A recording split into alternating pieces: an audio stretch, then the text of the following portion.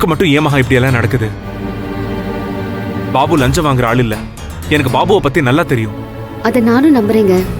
ஒருவேளை அவங்க வேற யாருக்கோ பதிலா தவறா அண்ணனை அரெஸ்ட் பண்ணி கூட்டிட்டு போயிருந்தா கூட ஆதாரத்தை காட்டி உண்மையை நிரூபிச்சு நம்ம வெளியில கூட்டிட்டு வந்துடலாம். நமக்கு பணமும் கிடைச்சிரும்.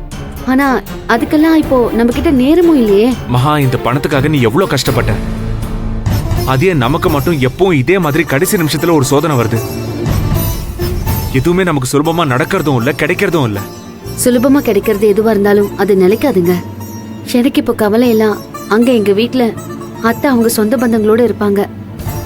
அகிலா நான் தாலியோட வருவேன்னு வெயிட் பண்ணிக்கிட்டு இருப்பா.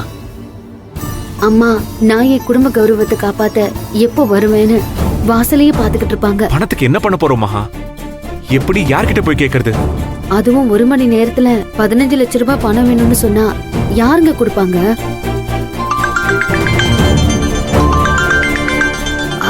அகிலா தான் கால் பண்றா. அட்டென்ட் பண்ணி நடந்துட்டு சொல்லிடலாமா? இல்ல மகா, அவசரப்படாத. அகிலா அங்க சந்தோஷமா இருப்பா.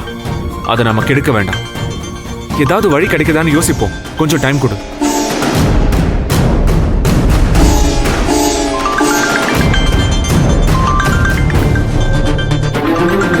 இதெல்லாம் தானே நடக்கிற மாதிரி இல்லைங்க. யாரோ நம்மள கண்காணிக்கிற மாதிரி ஒரு உள்ளுணர்வு ஏதோ தப்பா இருக்குங்க.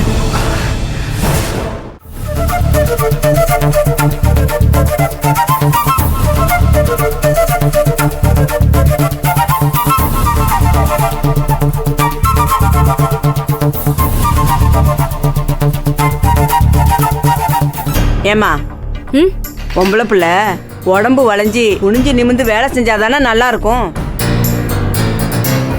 இப்படி நெட்டு குத்தா வேலை செஞ்சா நீ வாக்கப்பட்டு போற வீட்டுல மெச்சிப்பாங்களா?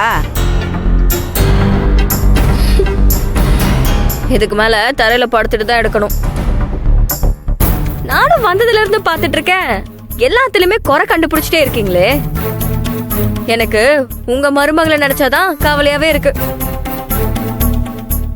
பாத்தியா கௌரி அக்கா என்ன வாய் பேசுறான்னு?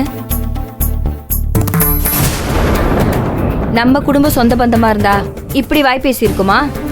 தகுதி தராதரம் பார்த்து நீ பொண்ணு எடுத்திருக்கணும். கோகிலா, பெரியவங்க கிட்ட எப்படியா பேசுவ? மன்னிப்பு கேட்டுட்டு உள்ள போ.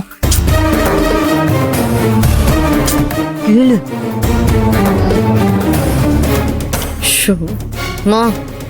எந்த பவுலரை இறக்குனா விக்கெட் விழுன்னு பக்காவா ஸ்கெட்ச் போட்டு இறக்கிருக்க.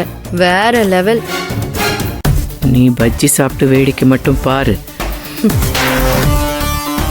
என்னை எல்லாரும் முன்னாடி அவமானப்படுத்தினதுக்கு இன்னைக்கு இருக்கு விலங்குகளுக்கு. கோகிலா சாதாரணமா தான் பேசுறேன். எனக்கு ஒன்றும் தப்பா தெரியல. இவரு வேற.